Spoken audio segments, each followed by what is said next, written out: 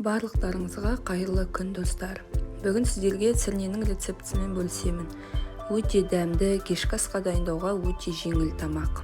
Достар, ең алдымен менің каналыма жазылып, қолдау білдіріп кетіңіздер.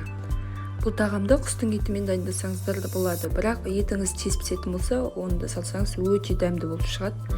Осылай еттерімізді кішігірім қылып турап аламыз, пісуге ыңғайлы қылып.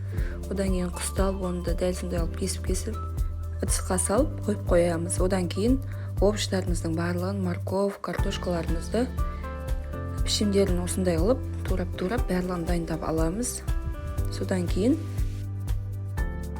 қазанымызды қыздырмай тұрып, ең алдымен сұйық майымызды құйып, етімізді, одан кейін құстың етін салып, тұз бұрышымызды салып аламыз. Одан кейін көкөністерімізді кесілген қызанақ, картошка, помидорларымыздың барлығын қайтадан үстіне салып шығамыз.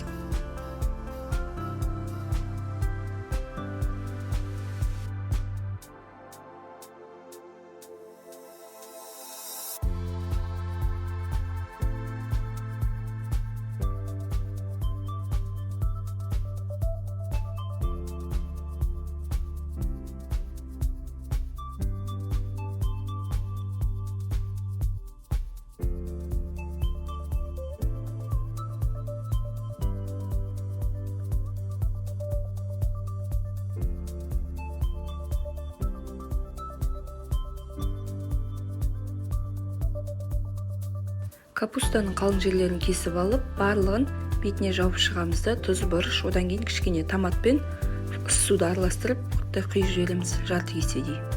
Сосын астын қаттыға қойып кішкене қыздырып аламыз. Одан кейін баяу отта 1 сағаттай бұқтырып пісіріп аламыз. Ас болсын.